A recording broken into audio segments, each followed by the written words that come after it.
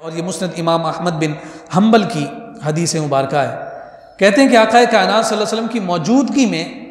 دو آدمی ایک دوسرے پر فخر کا اظہار کر رہے تھے۔ فخر کے اظہار سے مراد یہ ہے کہ ایک کہہ رہا تھا میں فلاں خاندان سے ہوں،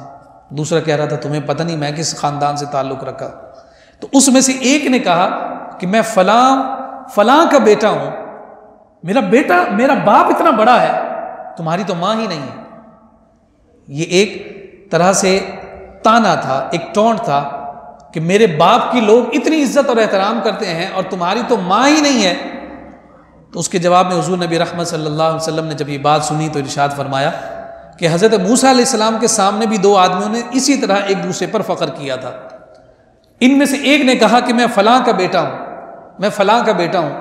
اور وہ اپنے اس خاندانی فخر کو بیان کرتے کرتے 9 پشتوں کو بیان کر گیا، 9 پشتوں کو بیان کرتا چلا گیا کہ میں فلاں کا بیٹا ہوں، وہ فلاں کا بیٹا تھا، وہ فلاں کا بیٹا تھا، تم مجھ سے مقابلہ کرنا چاہتے ہو، تمہاری تو کوئی ماں ہی نہیں۔